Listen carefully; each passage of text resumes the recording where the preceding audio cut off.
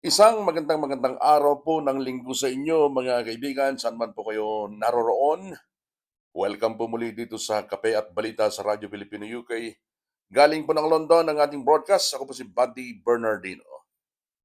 Nais ko lamang pong ihatid sa inyo ang balita na alam nyo ba na hanggang ngayon ay aanim pa lamang ho yung kongresista na pumirma doon sa mga impeachment complaints laban kay BP Sara. Isang indikasyon yan mga kaibigan, isang patunay na lumalamig ang pagtrato ng maraming mga kongresista dyan sa mga impeachment complaints ho na yan na inihain dyan sa Kamara laban po kay BP Sara Duterte. O, nabanggit ko na noon na lumalamig yung pagtrato ng mga congressman dahil pilit nilang iniiwasan ho ang pag-discuss sa naturang issue dyan sa Kamara dahil ang isang ibinibigay na dahilan ay malapit na ho yung eleksyon at uunahin nilang pagtuunan ng pansin yung pangangampanya sa kanilang mga distrito, lalo na po yung mga re-electionist. Pero marami ding factor siguro, malamang sa malamang, ay yung mga statement from Malacanang na wala talagang magandang idudulot ang impeachment at walang maganda na ibibigay sa sino mang taong bayan, ang pag-angat ng kabuhayan ng sino man, sino mang individual at kung ano-ano pa. Pero ang isa sa mga nabanggit ng aking barbero, mga kaibigan, at mga Pinoy ho dito, nako, merong balik kasi sa kanila kapag ipinilit nila yan dahil hindi may pagkakaila na ang mga supporters ng mga Duterte saan mang panig ng mundo ay napakarami pa rin. Yan ay hindi po pasusubalian mga kaibigan. Hindi pa sapat ang suporta ng mga mambabatas sa Kamara sa mga inihaing impeachment complaints upang sumulong ito at sinasabing tuluyang magpatalsik kay Vice President Sara Duterte, mga kaibigan. Alam niyo kung sinong umamin? Walang iba kundi ang House Secretary General na si Reginald Velasco at sinabing anim pa lamang, anim pa lamang na kongresista ang sumusuporta sa inindorsong tatlong impeachment complaint laban kay BP Sara. Mga kaibigan, tatlo ho yan at may plano pang pang-apat. Hindi na kaubuusan itong tatlo. Aapatin pa. Talagang nananaginip talaga itong mga taong to. Talagang naging kongresista pero parang yung takbo ng kanilang isip hindi mo maintindihan mga kaibigan. Samantalang sinabi pa nitong si Velasco na hindi pa nakatitiyak kung matutuloy nga ang pagsasampa ng ikaapat na impeachment. Mga kaibigan, alam naman natin na nag-ugat yung paghahain ng mga impeachment complaint na yan sa sinasabing hindi umano wastong paggamit sa confidential fund ng Vice President at kung ano-ano pa na hindi pa naman napapatunayan mga kaibigan kundi puro hearsay pa lamang hearsay mga kaibigan. Pero pag idiin sila ganun na lamang na parang guilty na. Di ho ba? Ay nako. Kabilang ho mga kaibigan, ito, babanggitin natin at kawawa naman sila kung hindi mabanggitan ho. Kabilang sa mga pangunahin pong sumusuporta dyan po sa tatlong impeachment na yan ay yung tatlong makabayan black na congressman. Alam po naman natin kung sino sila, di ba? Yung mga komunista, si Castro, ayan, sino pa yung iba. At yung isa, yung nagsampa ng first one na impeachment, itong si Persis Sandanya, mga kaibigan, ng Akbayan Party List. Puro party list ng mga to eh. Inihayag pa rin nitong si Velasco na kasalukuyan ay hinihintay pa niya. Talagang umaasa pa rin itong si Velasco na may ikaapat na impeachment na ihahain?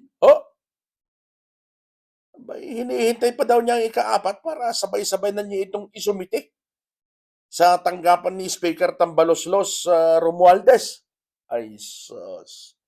At sinabi nitong si Velasco, so far, sabi niya, so far ang nag-endorso sa impeachment complaint na sinabi niya kamakailan ay aanim.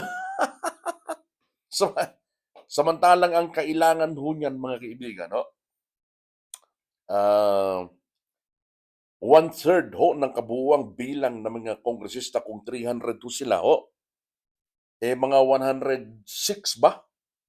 106 na signature o suporta ng kabuuang 300 mahigit na kongresista ang kailangang pumirma dyan at maghayag ng suporta para umusad yung mga impeachment complaint ho na yan, mga kaibigan.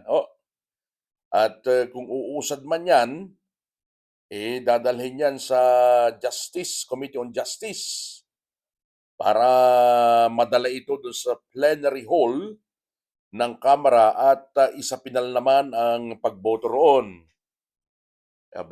Binigay na dahilan nitong opisyal ng Kamara, yung SecGen na si Velasco, maaabutan ng session break ang nasabing impeachment dahil po naman, mga kaibigan, nalalapit na ang campaign period sa darating na Pebrero. Napag-alaman, mga kaibigan, na ang beripikadong reklamo ng impeachment na ipadadala sa tanggapan ng speaker ay may 10 araw ito bago isumite sa Committee on Rules, habang ang Committee on Justice naman ang magbe-verify kung may sapat na substance o form para po naman gumulong sa impeachment. Tingnan ninyo, hindi lang 106. Nangangailangan pala ng 154 na boto mula po dyan sa 308 na mga members ng Kamara, habang 16 naman mula sa 30 miyembro ng Justice Panel na hihimay dito. Ayan, inihayag pa ni SecGen na tila nanlalamig. Nanlalamig talaga, hindi lang tila. Talagang nanlalamig ang mga congressman na sumuporta sa impeachment ay dahil 9 na araw na lang ng sesyon ang nalalabi hanggang Pebrero 5 at Pebrero 7 naman ng adjournment. Adjournment sinidye. Nakatakdang mag-resume muli ang sesyon sa darating na Hunyo 2. Pero pag nag-resume ho yung sesyon, mga kaibigan, sa June 2, panibagong komposisyon na ho yan ng mga congressman. Hindi na ho katulad ng mga members ng WADCOM o QUADCOM na consisting of 4 na mga komite ng Kamara at yung Committee on Justice. Ano po ito, ibang mukha na ng mga kongresista ang nandito. Ibang mukha, ibang ibang takbo ng isip.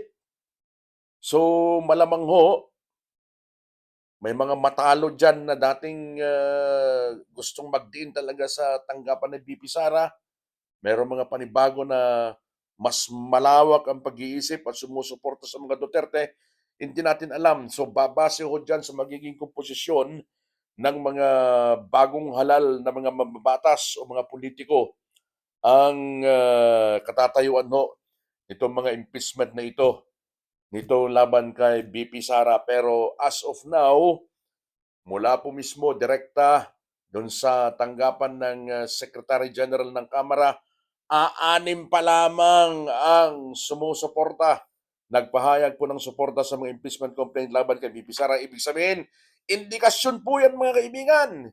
Isang patunay na lumalamig ang pagtrato ng mga congressman sa mga reklamong impeachment laban kay VP Sara. Kung anong init nung una, ngayon, parang parang baka mamaya bigla na lang maglaho, biglang matunaw, wala na.